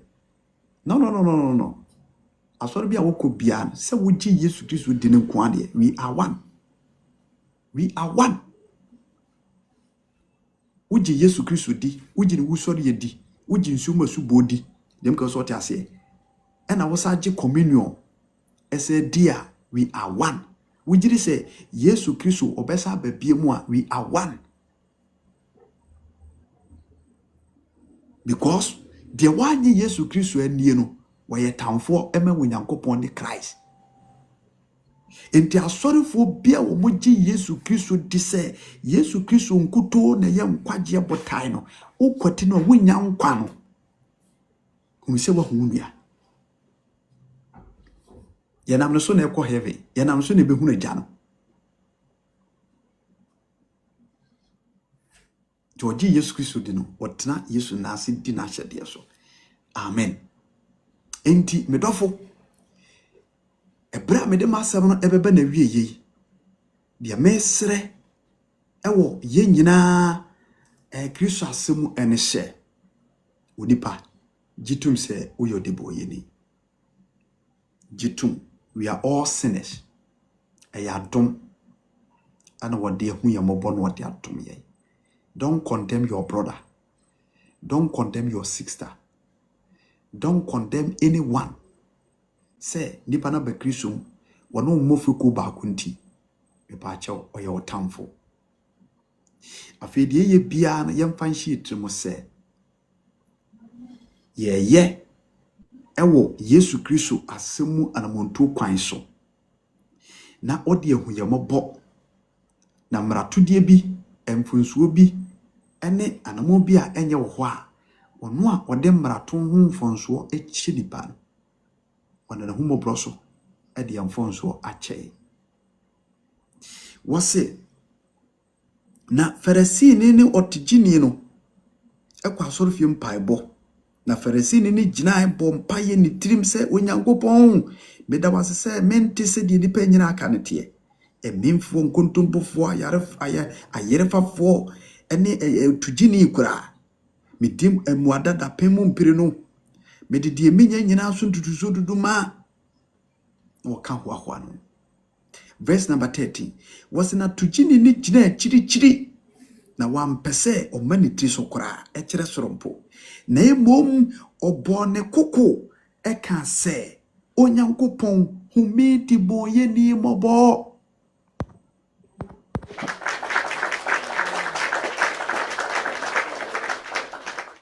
Have mercy on my poor soul. I am a sinner. God, have mercy on me. Lord Jesus Christ, have mercy on me. Amen. Was when Yankupo humi mobo. Miye tibo yeni. Miye tibo yeni. Humi mobo. Passion cry what they boss empire no create me. It descended God's favor at the bow. So passion what they bomb pine. Awurade home mobo miye de boyeni awurade fa bone chiame binye bio awurade kai me home mobo wo behwie wo mogya gui ede ma me de boyeni te seme sumera so ade mi anka yempra nkotontwina me ne adikani awurade na dei awurade menyi wani hinta me awurade home mobo wona mtwansem so aka ne David adwonto number 2 number akuno awurade fa me bone chiame awurade home mobo wo si akoma bubuo na peche na wompo awurade de ma yenie na wo ka bone na wo ka mfonso na wo ka bone na wo ka mfonso na wo ka bone na wo ka mfonso make se wasi utrase make se wabunjire nkotodwe nkosode nkogina ntenten tie me pa che wo bebra ho brasim ensode nkogina ntenten nkotire metri bu nkotodwe kneel down. Go down on your knees. Pray to him and ask for forgiveness always. Why na wako me pacho yewura otumfo asante wura me pacho wako ne nase me say miankasa eye ba me krom me fada ba ko wi na me koye na me nana ba ko woni di ade oye ohene na eba se ye kwa akochi eno kura no oba wonam kwaso a wo ba se ya emema sori gina ene ma no akotokoto or therefore tumpan ti na chi ginginginginginginginging kidikita ene tumpan eye ne nyankwada ye na me na nei na wo de podua no ahwewiem no ayesei na nka wabi gugu ni sa na bi da no kom ana ayi binum kura bi o se wan bibi tutu ma no bi hye ha na mu si tumpan na or therefore bo na ayi can say sound system mura no or therefore ba memma mpege mu or therefore ba memma mpege mu apatana se obi aye you apatana se obi apege ne mu obi a so de gina ho ene ma no so abo mu ase yase or therefore or hino or hine betansia me ye hwe ni di omde ma no nti obetena se ye ya or therefore atransia wie no mo to aso na ye na ekoso na we na ye no so oh abusuafo na esese ye koma na na akwa aba nti ye na ye abusuafo no esese ye kwachia no nti me na so woni am kwachia me na bi ana eja omo san lie odu ho no mo a na wo ye bema na wakwa won ntoma no omo mafiri fra ntoma na de omo sane ntoma no a na wabobo a na abedu ni furum amu ho sa ne bo so a ne boso ha bobo a no wakwa na abedu ne boso odu ho a na ayesei obonu mu ase na wode ne na benkum no apeli akwa akiri na ne nani fa no wa empabo na ehye ne srepese no na oyi ne na afiri srepese nem abete ano o dia wabafo no ade ata no wonchia wo defo nsamu hwe wo bitima chia no gese baako ne timi chia ne nsam na obo mu ase na wachia no opa wo timi ka se monchia me na wachia wo nsam wachia wo nsam wi a na afi mpanifo na aka ne nyina na wachia na akọ saa ne drum me so na me so me koye bi na wonye bi wo kochia wo defo hade yon kase me na wo ni drum fi a na wo na no na edwom na wote ne de wo chen so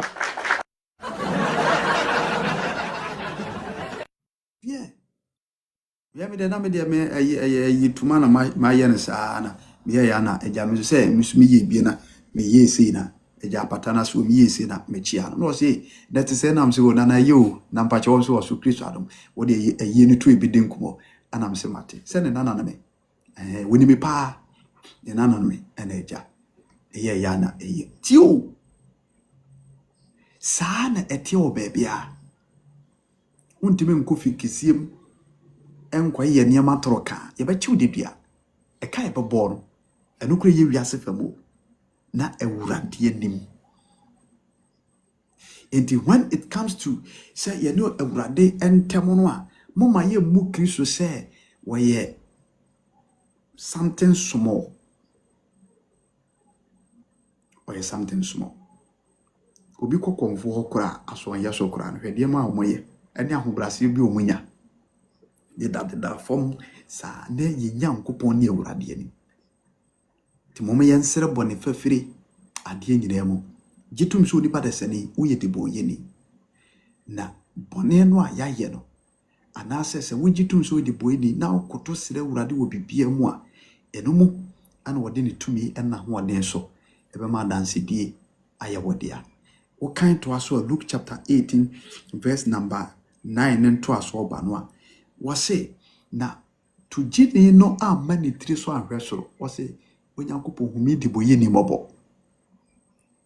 wo se na saa onipa yi ade bimdie ko ni fie wono na ewurade tie no wono na nyankopon tie no wono na wode ne bone che no wono na ohu ne mobo esin Pharisee ni no a ohwahwa ne ho na obu no so oye otini ni na wankai se oye nipa emfonso atwa no ho ahia wanya danse die da ewo Kristo ani ti Kristo mama ani adofonom de me pese me de etwa masem tu nyira ne hye yete bone asase so ewom se Yesu Kristo di ne mogya no abepata de amaye nanso ni nyina mu no epa mo che obibire yemfa nhye ya adwurum se ya yade bon yefo na se yehunu saa anamo bia ye tuo ni dwumadie bia ye die bia no isan se ne wo chenso ewo ho a odima ye da bruso ntino ye behwe ya kwan ne na montutu nyina yie ama na bruso na ye koto na ye sire bibi woni dimu a wahu ye mobo na ho brasiem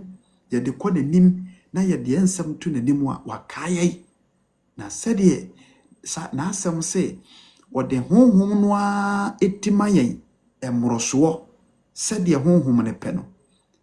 eno etimi aboaye ama yenso da ya nante awurade anim sɛdeɛ fata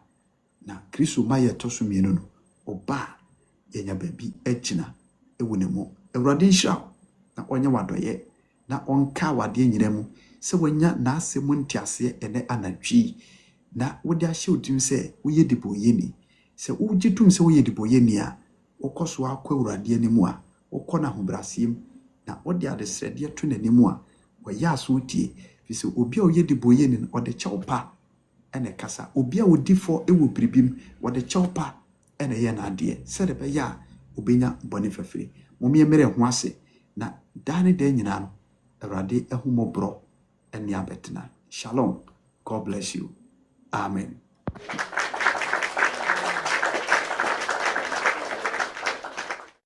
Meda adɔfo no nyina se Awurade enhyira Kristo mama ne adɔfo no ɛwɔ enne anwumre yi onkonkron enum asɛm ne mu afutu a Christ Jesus ɛde atom yɛi enne anwumre bia hwɛ me free ye bia no salvation our dwumadie na guso wotie menim sɛ Ghana match ne guso a ɛkɔso yɛnso yɛtie enkwagesɛm sɛ Awurade bɛbɔ ho na ɔbɛma nkunu bi aba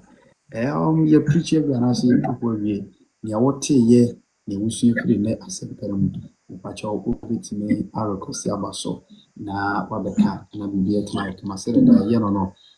hwe chira kwan ya mo practice so by Woodvillage True Faith Church International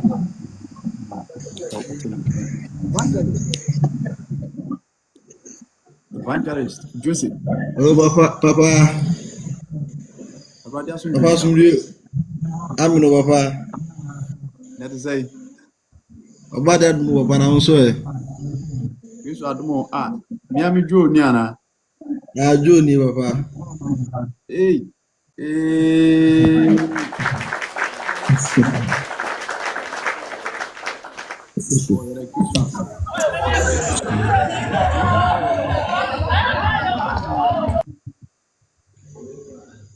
Okay, my yentie we be dey mo back do my yentie we nkakra meti ene se onipa oye mfonso a esese onu firi boni na ode ahobrase ekasa se ode boye ni de ontimi fa hantan enkasa ebasa boni fafiri bia ni ho enem efama ti at the moment bia nipa be boni bia se obra ho ase na onyankopon ni mu hunu se wanu se na onya boni fafiri kakra meti Amen.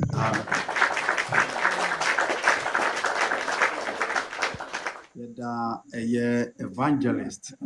Joseph Ase no kwasem Joseph Erade insha papa oye masafo bawo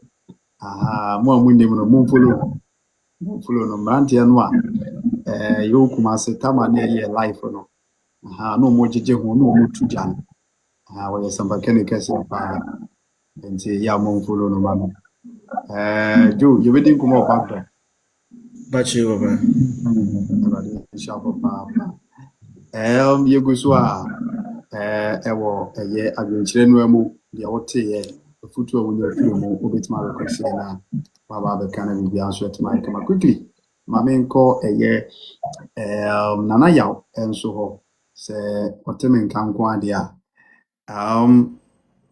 nana ya sorry se oba ashemo nana ya mpacho oteme nka hello all right James or her match ni bi or her match ni because wura mu na dede wachire dodo and say nani abrajes minim so no grade ekọ ayasam ade achi na Kristo ya aduma ye bete de ekọ mame ko me mame Mary ho na yentie nia ono so ewo edemaye ele anadwe me Awurade asomdwe nka o. Amen.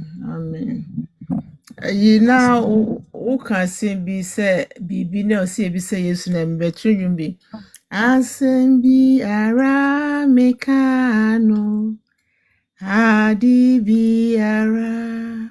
miye anka sese mi bisa sebe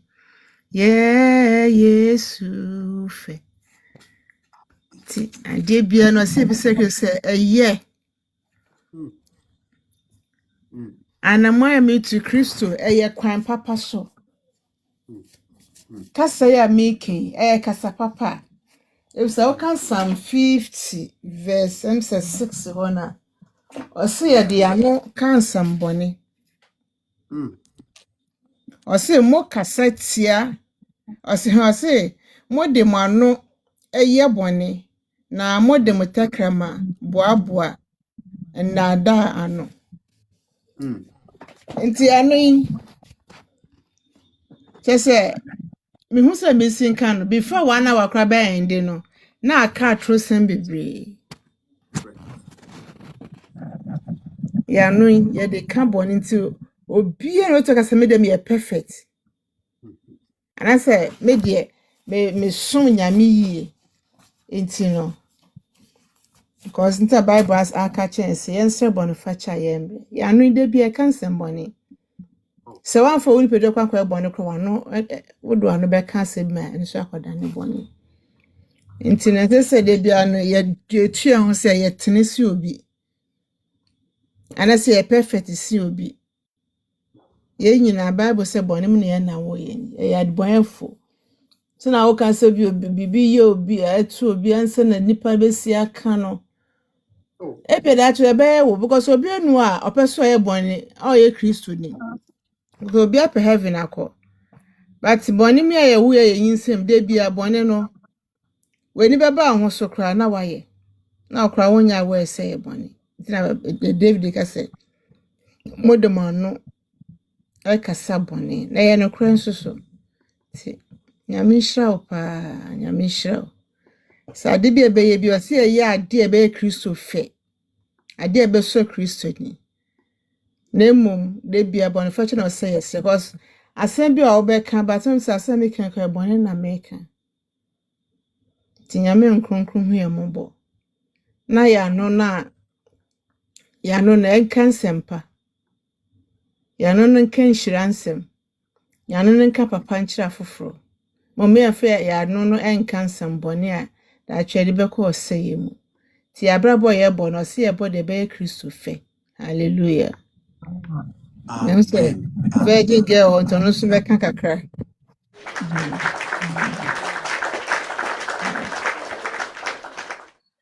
Ako po yung sabi nim sa sayo sa yan yung tini.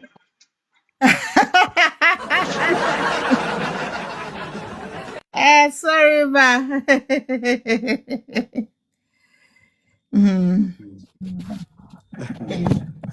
That's a good one. Yeah, that Mama Mary ase. Mama, yenti we. Yo, papa.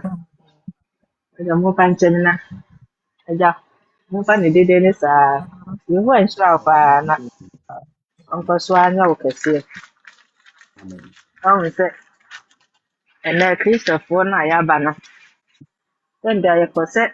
ye portrait se. And ko pa wa bon tin se ye pepepe. So there na wo kasa che ye no. Eno nso na ku ye no. Obiara hu no ho se wagye Yesu adi. Oye perfect. Enso Yesu Kristo kura mpo na ono ba yuge ye no wo so ono kura no wonya ye mfa ne papa wonya papa ade eja wo so no nko a enti so no nko a ye hu efin di ye ba kokwa ono ho kura mpo so se ono onye papa ye de ne nipa a wo ba wo ye de Job kan ye no yenya ye na eye tiawa ehie bi da ho ma ye na senka ye pepepa nka Nyankopɔn ko nhyɛ ontwa ahye bi ntu ye obi anim o sɛ saa amena no du a woyɛ dɛ na wontra ɛne ɛne nke nyina ɛbɛtena ase da apem nanso so no owuo bi da hɔ ma yɛ na senka Onyankopɔn ɛde video bi si obi anim ɛbɛbi obi adwene akoma ma obi ahu ne ɛkɔ so owi ase papa nka bɛyɛ dɛ papaapa nka asɔfo kɔ mo ho yɛ hye mo ntade ne ahoma fitaa no kora nyinaa no dodoɔ na nka obi ɛba nka ɔbɛmoa because wo ba na wo betena manim no nim de ɛwɔ mu wo so nim de ɛwɔ mu enti o ma na tabɛkyɛn ne yɔnko ko obi antumi nkyɛn ne yɔnko because ma family bi ne so dae na dae no mu no te sɛ video TV kɛseɛ ɛna yɛde ne kɔgyina nim na papa ne twa obi fie papa baako na yire ne ma ɛte wɔ mu fie wɔ minim fie hɔ enti daeɛ no mimi da me fie na ayɛ sɛ video na ɛda wɔ ho na mehwɛ nkɔmmɔ a wɔdi wɔ fie hɔ ne yɛkɔ so wɔ fie hɔ nyinaa nti ade kyeeɛ na meka kyerɛ ɛyɛ yɛsɔfo yam ne no na mesɔfo ɛne Nyankopɔn de me baa wɔ fie hɔ na sisi na ɛkɔ so afo na ɔgya no ɔhwɛ m'anim nti ɔne na meka kyerɛ tɔ me bi ɔyɛ a na ɛnyɛ bɔne kwa so nti no meka kyerɛ ne sɛ wei kyerɛ sɛ Nyankopɔn fɛ sɛ ɔma me hu sɛ ɔpɛ sɛ wɔma wɔ bi hu ne ɛkɔ so wɔ abrabɔ mu a ɔbɛtumi ada no adi ɛno nti na yɛdefoɔ no yɛba mpaebɔ a na Nyankopɔn atumi ayi biribi akyerɛ ɔmo sɛ nnipa asɛm sei so nti tɔmɛ bi papa no yɛ a na ɔbɛbisa na wonsom daeɛ bi a mesi daabi sɛ daeɛ de yɛmfa ɔso ne aso daeɛ ɛni papa Nyankopɔn wɔmboa yɛ na yɛnhu yɛ mmerɛ ɔyɛ ne yɛsi ntɔyɛ ɛba saa biribi a yɛyɛ bi a yɛbɛbrɛ yɛ ho ase na yɛma ahomasoɔ biara ɛmma yɛ mu nti deɛ kakra me nso mede ka asɔreba deɛ no ho no akristofoɔ ɛmma so sɛ wɔsɛ yɛbrɛ yɛ ho ase na Onyankopɔn no a ɛma yɛ ho so no ɔdom yɛ na ɛtumi asi yɛn yie ɛho nhyira wo paa ɔnyɛ ɔkɛseɛ amen Amen.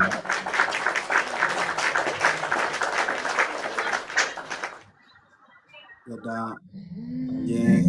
yamame virgin girl ashe ewo nia ono nso ede abeto nia ene eba ye so one yamame Mary Kristo insho mo papa ene dane de nyina nkwanshan samne asamno ne ntoso a Awurade fa wɔn mo so nyansa ne nimdi a ɔde ama wɔn mo so ɛde ɛbɛboa adwuma ne nkɔsoɔ mekɔsoa na mede ato adɔforo mu nyinaa anim sɛ dwumadie Ghana time 8 p.m. ebia no yɛwɔ live TikTok ensuo to nsuo antom yɛwɔ so a yɛka Awurade asɛm no sɛ de bɛyɛ a yɛde Kristo asɛm no betutu yɛn ho fo de bia na afi yadamo nto ayetu daache nkwaje a yepe no Kristo no ebeboae ana bibia timi ayenkoso nti mesero enani dedika ya wabadwa na dwumadie ya medika no memo akwaba na medo wase papa se waje bre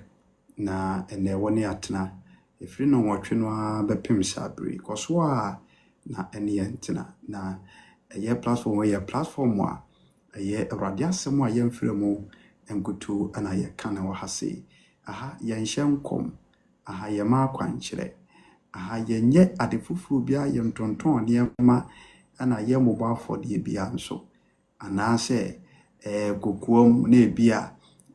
frɛme na bɛfrɛme na yɛbɛmo akwankyerɛ wɔ backdoor na yɛbɛkyerɛ wɔ biribi huhuhu bi sɛ koto wei kɔyɛ wei daabi ɛyɛ Kristo asɛm tie onti bibi ase obetimi enema ka ho asem ana bibi kiro so afutu de mpaibɔ de ene de ni nyina so ye na obi di sa enkomo no na yaboa wo mpabom nemom ade fufuru bia enkan aha eye pure message ena ye che no ha sei enti dodo e wo so adane de nyina so ye na wo hia wa ha be ba cho bebre eno so obetimi adwani ade bia se de mo ye ne de bia no mo nya manenya fe na bibia so intimnya kama yene mo a na eye adwuma ne so bia maso de a dodo ade bia me no mo ebehia wa ha na de mesese dodo no adu ho a yemomode na yemehyiam na yenche asempa no saa so na mesai ede to adofo no nyina anim ahombrasiem so ti enkabo ina shalon so se de yemame virgin girl ayenu ya no eboa wo or request baso ebi kura na wo ye bibi ha bia na we are very busy bo akwa na o hwe FYP ana wawuram bet ogina so eti ese ye woso yi enipa dunkro se we virgin girl free man nipa dumotwe enti TikTok no so ayene se enipa enwotwe ene betima afro abegina so aka me ho na ye nipa nkono enti se mu nipa nwotwe ebe come ho a TikTok for na ye ne share say oh your life na obi request be gina so a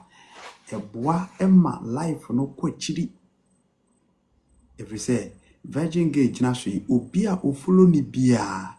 obi a ofollow Virgin Gay bia no ebe hunu say Virgin Gay your life inti aba ne saafo ni nyina be pop up e de ama won ma mu dimirika abehwe dwumadi a Virgin Gay edi ombeba no na owo life we so eba ne sabon se nipa kro nso abeka ho bi na wa begina so na wotie enti Auntie Mary eba so yi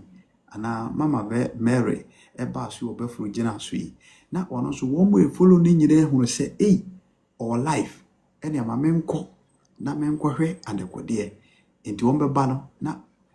nyankopon asem no anase Kristo asem na ekoso no so abegina so ofofro nso begina so a request begina so a enti be wi asem bon se nipa bebrebe apewura life enti so ko be life so na nipa mpempem egina so a saa ne ma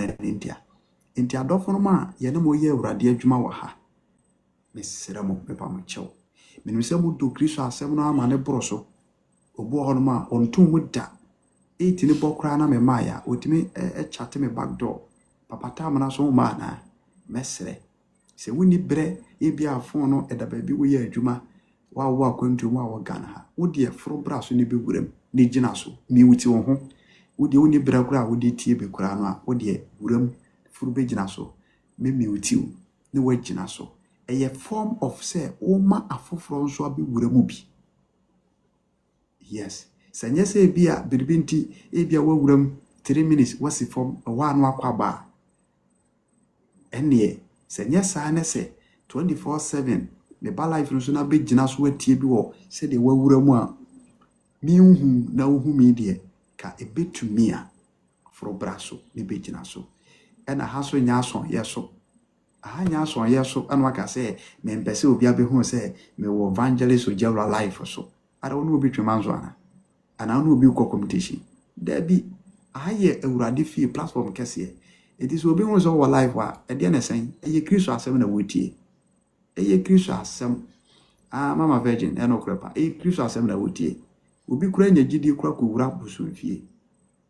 oko ene omu kura omu yi omu ho ani mo media na so enti se awurade asem mo de wo ka na hye no so se de ofere se obema nipa ehuru mi awurade no atemuda Yesu se ono so be fere se obebu odin e wa agya Nyankopon ani enti ye tie no wo share link na ma afoforo na wo like no wasa request me peke wo na wa begina so wo begina so a ye preach wia na wasi form de obeka no waka na aye fe e ba mo chew na ye ma afoforo wa akirikyira a wo mo so hia asem no nipa bebere wa akirikyire o me say ye kase ye ka life ya ewura Yesu Kristo adaworo ma wafa so aye e de ama afoforo ene mekora no a efisese no me life ni ntino amade bia mete babro ho ezo nka fese na akwadwero so ye Nyankopon ma ye urade adwuma osori akompa boba no ato babro unwim unsua onya hwe but because of say ye no continuously na eye da shede de amaye 24/7 mete kronkron me say nya bresa bompae you say adwuma na nya honam ne mojasem etimi aboa me amade bia mesua de amade bia me ye mpaibo de kum kutu bianum sire urade de bia suam enti aboa ye nyina na asama foforo bebre nso ani adaho ama bebre abeji nsuo mu asubo ama bebre edo mo ho amakrai Jesus enti asasa ye boa ma ne peja kura chense nenke beso life nenka wona e woso mu tie urade asem eye mo many people enti mo so adwumani na ye nyama ne nya fe na emmoa hallelujah so beko baby obi life so na nsiri hehe niam ahunu na ekwaso no eno so kura no kura beko ne nipa o ma request gina so niam ahunu utim se ade na nipa na ye no kura mfa so obi ani so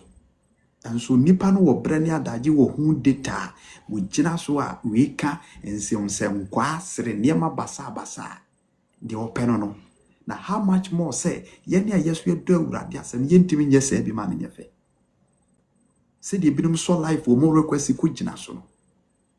enti wo a me ne wo ye adwuma no adofo no ma de bia 24/7 anya hwe kura mi nipa bia base 15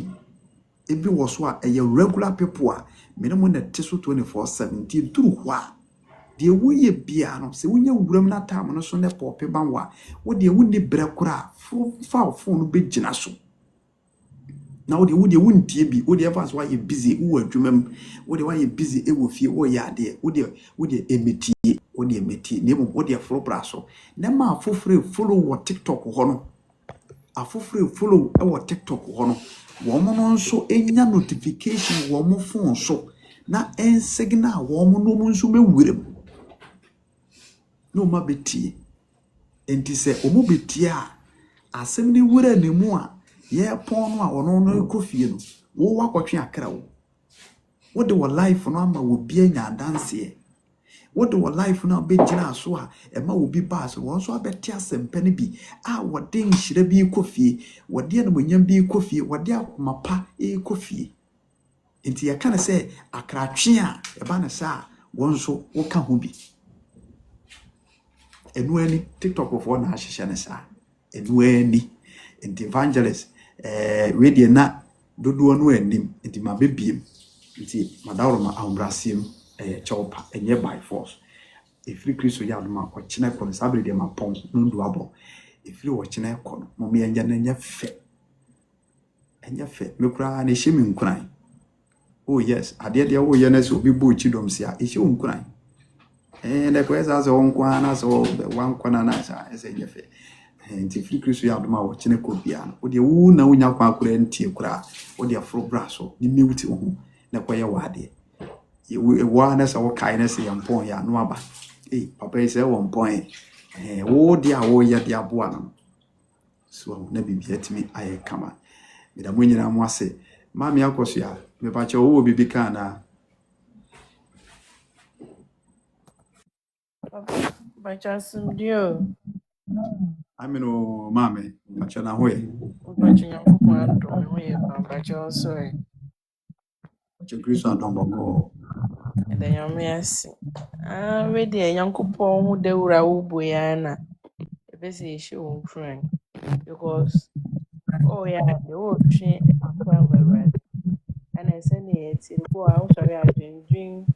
so bebre but about life so o kan kranhyesem o me ehu Nyankopon o me ehu bone ne papa o me ehu di nti aye nipa ye was ati asefo asase su dwuma di asiedi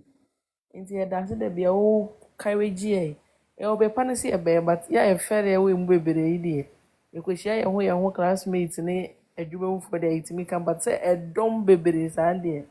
enye easy but yakukuduro Nyankopon de amowa utimi di ba life so no enye easy sa o mo ya mfa sa ho na ma untimi o ye de untimi ya da senka adwuma nso adwuma din chen Nyankopon adwuma ni nyina senka adwuma ya adwuma din but we gina se obey Nyankopon so bo ama wo ye o ya de ho brase kasa kora che esu ewo mu Nyankopon nkoso anhira no nhyɛ wo din o ma onyansa ndo so bebre o ma Bible no mu hunumu se de be ya da bia ya de boyefo ye ba obetimi aka bia kyewe na yenya adwensa ko Nyankopon ni ya hu Nyankopon di nti aye o de ba asase so me da se bebe papa se ba life so da utim bekem Nyankopon nhyira no nhyɛ wo din na ye amen so ya dase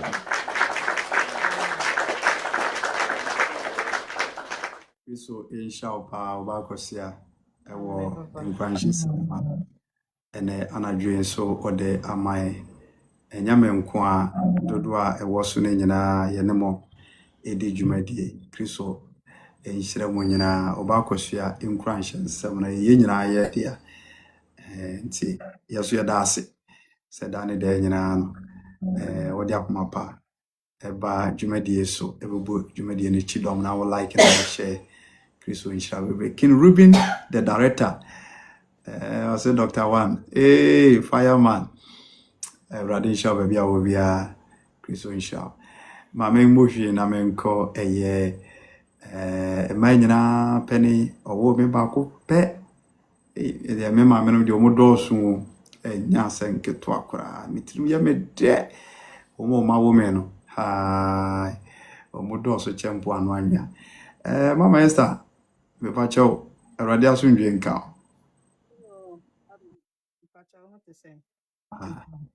me jire se Kristo adomo ho ye papa wadaroma eni de ma yenti we Wọ́n sẹ́ máa kàtà ọ̀sẹ̀ mi yá adwuma bi wɔ me fie ha nti. Ɛno nti koraa no mesɔre menim sɛ mede mato so me nti ne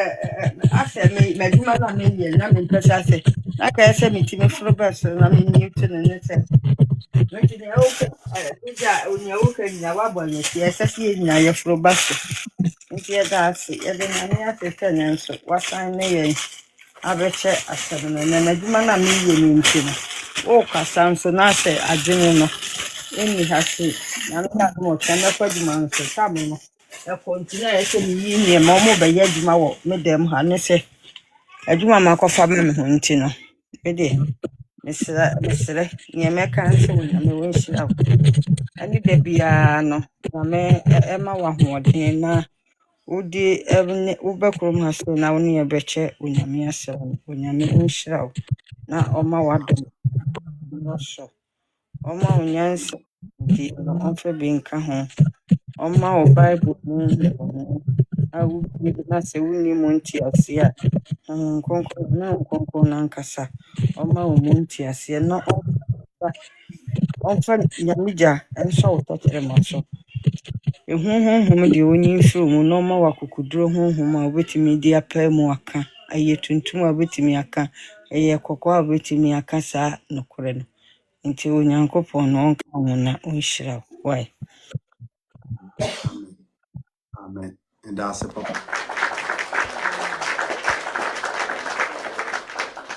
So, Asia Obebre over me, our Encranshan Salmonation Samoa, and Anajay, what they Amaye, Radisha Obebre, our Dada,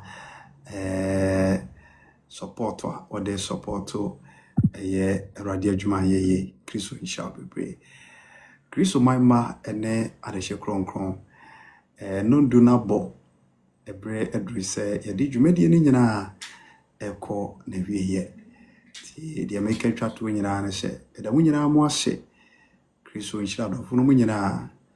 ewo pepa ne akoma pa da ne de nyina no mode Yes, you catch up master say Nyankopon hyira no wo mpaya wo de ta wo nso achi. Because ade asapa ankasa bi was in fact owura ka ade no tum na bla beda enso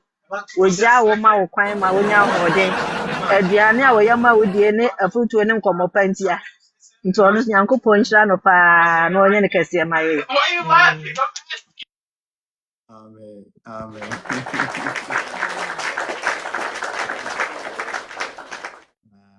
Me bona mane oda wase Kristo nhyira mo mo nyina mo mpaibo se mo mpaibo nka ho a kasa brenke ja dem se de wokan kasa e krache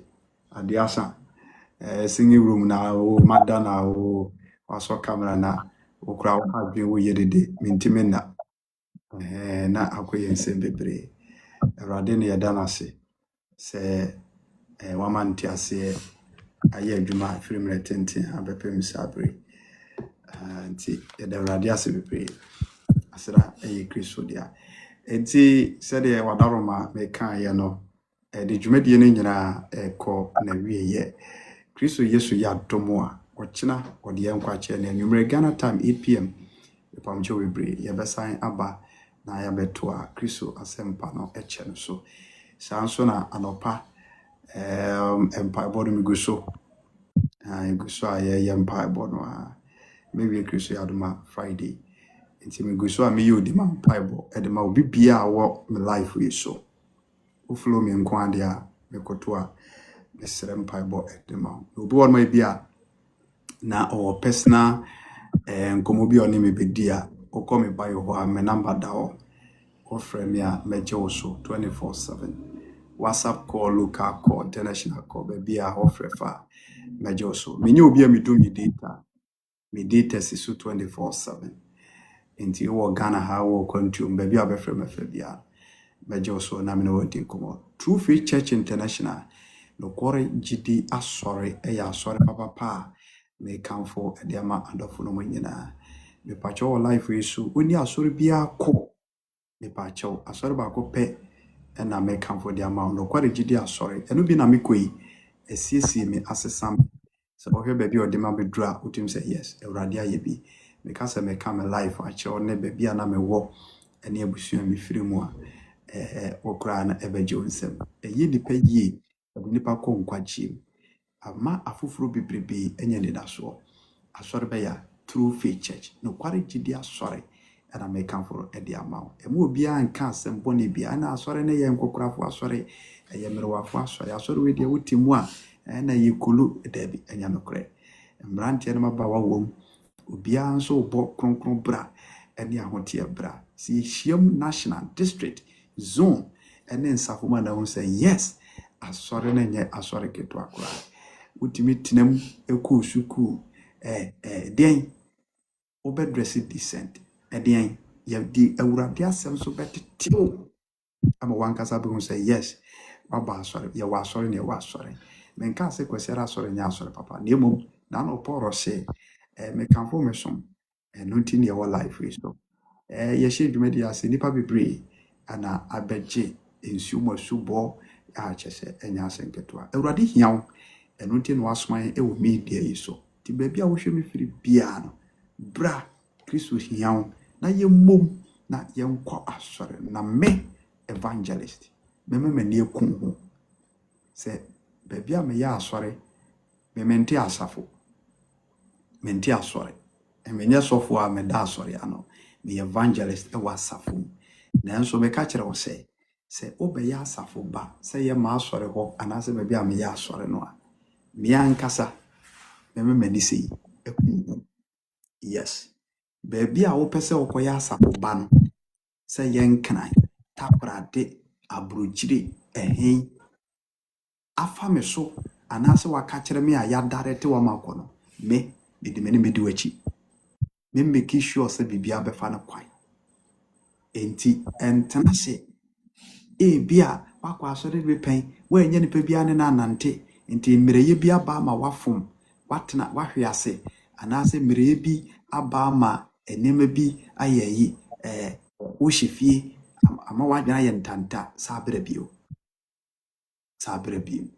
sabra wodi efre me enimi ne ho nkomo sofo ne birim na mekwa asore ne bio evangelist na mekwa asore we na atome enti ama mechai menyamesa akọ give me a call na yemfa nneema ntutu yie na sabra asore no na so wankasa wakoma kura wasore mdada na bra ne enko na nya kama forget it yes forget everything man yes ye twam na twam bifo bi na yes na sabaka ne bi na sofo bi na asmesi obi ka we na hwan na mani nyina twam nko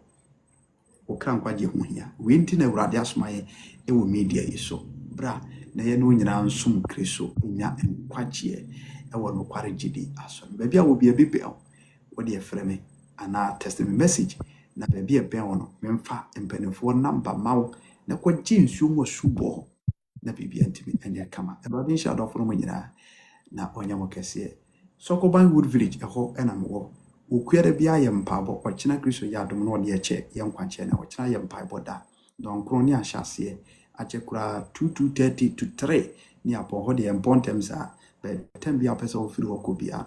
ebetma abompa ma na akọ ana fiere bia so ye watch night memenda ene ya sore na bibia so etima aye kama me sofo Jacob Beje me sofo penene no oba ye bebo wosu na bibia so etime aye kama yamo mpa ye breko Kristo ya no ochina na masa ye odi mampa bo na to aso sabre de breko na minya adofo na muntime koda kakra na radi adoma wochina ye badia ye besere mpapa ma ye ho bako se de ye de bia no enti eni de ni ahobrasim na bia wo bia no pacho for wakoma ene wadwene di empire ye bo ɛde awie yɛ dwumadie no koraa so na yɛmfa ɛna yɛ dwumadie no mmra na awie yɛmmɔ mpaeɛ. Yɛnyɛ ne yɛdimafoɔ ne abankɛseɛ owura Yesu Kristo a wode wo mogya abɛyɛ mpatadeɛ ɛde ama yɛn. Yɛadebɔnyɛfoɔ a yɛnsɛm fata ɛna nadwi nso wohu yɛn nyinaa mmɔbɔ ɛgye yɛ baaba ɛde ba life yi so na ɛyɛ Ghana man nyinaa gu kansie kɛse a ɛkɔ so wɔ wiase US abɔnten so kyɛ sɛ adagye nnipo so nanso ɔma yɛdwene w'asɛm ho kɔ akyiri ne yɛpɛ nkwagye ma yɛ kra no waboaboa yɛn nyinaa yɛano ɛwɔ kasafidie yi so ama yɛabɛtie w'anom asɛm. Awurade ɛna asɛm a wode bɛtu yɛfoɔ no wama yɛhunu sɛ ampa yɛyɛ nnipa yɛyɛ dɔteɛ bɔne ɛne yɛ na ɛte wɔ asase yi so nti mmerɛ yɛhodoɔ atwa ho ahyia yɛyɛ adebɔnyɛfoɔ a yɛn nso yɛtumi fom ɛwɔ biribia mu ma no yɛyie ɛwom sɛ wode mogya no abɛpata de ama yɛn. Awurade na afutu ɛbaa yɛi sɛ yɛnam adwene hare so mpo adwene biribi yɛadwene tutupɛ yɛadwene sɛ yɛtene ɛsena foforɔ a Awurade wokyi w'ani fie nyinaa mmaratodie nyinaa kyɛe na ɛfiri saa bere koi no pepa yɛ mmarato ohuro mfiri yɛ mum yɛ mu kunaa na mma yɛ ahobrɛaseɛ abere biara no yɛbɛpie w'anim wɔ yɛn mpaabɔ ne yɛn nkutusire mu a wadoma nkoma wahu yɛn mmɔbɔ na yɛn nso yɛade sɛ deɛ hodoɔ tumi adu w'anim na yɛn nso waboa yɛn ama yɛanya nkwa de akyire. Afei mefa akonnwa so de ade sɛ deɛ kɛse ato w'anim sɛ bi wura Yesu bɛyɛ wɔ life so nyinaa no yɛyɛ nipa wonam fam obiara wɔ nea ɔyɔ obiara wɔ no mu a ɔretuo obiara wɔ nea tete no obiara wɔ n'akoma mu nneɛma a ɔresrɛ wɔ kɛtɛkyie wadawɔma ahobrɛasiem humemmɔbɔ na te w'anim te akyerɛ akra nyinaa ma me na ma obiara hwehwɛdeɛ ne obiara de srɛdeɛ a da ne da nyinaa ɔde to w'anim no Awurade a watom ne wo mmɔborɔhunu to ntwaeɛ na wokura dɔyɛ na wo nsɛm trɛ ma akra ne nipa nyinaa no yiw adɔyɛ adi ɛwɔ yɛn nyinaa yɛabrabɔ so na deɛ yɛkoto serew nyinaa yɛn koto serew yɛ dabrɛkyire wadane ama no awie yɛn nkonimdie yɛahyɛ wo Kristo deɛ no wanyam yɛwɔ life yi so hu yɛ mmɔbɔ wo nipa ni nkwa ne ahoɔden a ɛbɛyɛ dɛ na watumi atie w'asɛm nti ma yɛn nyinaa yɛ ahoɔden ma yɛn nyinaa kɔ ahosan ma yɛn nyinaa yɛ nkwa na hwɛ yɛ kra ne nipadua so ɛho masɛm bi yɛkɔ deɛ wo ne wɛmfoɔ pa ade pa ha mpie yɛn so a me wura Yesu Kristo a onipa nkwa ɛwɔ wo nsɛm onipa hwɛfoɔ yɛbɛhye wɔ n'onyam sɛ wama ne pa mpie yɛn so Israel nkwagye botaane wo odi ɛna masrɛ mabɔ ma wo nkronkron no ɛmɛyɛ yɛ adɔyɛ na w'asɛm a yɛbɔ ho dawuro wɔ media yi so yi Awurade dua adanseɛ nso wom ɛfa ma me na yɛhyɛ wo deɛ no nyam akoa so mmɔbɔ yɛde bɔ yɛ ni fambɔ na ɛkyɛ me na ɛyɛ madɔyɛ bie mu adwenem ɛwɔ twerɛ nsɛm no mu na da ne da nyinaa no yɛnya asɛmpa no mfa bɛsom ɔman no yɛkasa kyerɛ binom ɛma wɔkɔ a menkɔyɛ nneɛma nsɛm fata ma ahobrɛaseɛ obu ɔdwoɔ na ma wo nkonkro tumi no nyɛ me kwankyerɛfo adeɛ nyinaa mu Christ Jesus a wadi nkonim omogya de hye kronkron no mu ɛna masrɛ ɛde abɔ mpaeɛ yɛda wase sɛ da wotie yɛn kɔsoa ne tie yɛn ne hyira yɛn ne wɔ mɛn na ɛnsie yie ɛwɔ Yesu din mu amen. God bless you. Dadafo no mu nyinaa hye yɛne madie no asi Awurade nhyira mo bebree moantimi nka bie mu a ɛne deɛ ne ahobrɛaseɛ mu yɛde deɛ aka bɛhyɛ frigim Awurade adoma ɔkyena pamkyɛw yɛbɛsa bɛhyia. God bless you. Take care. Bye bye.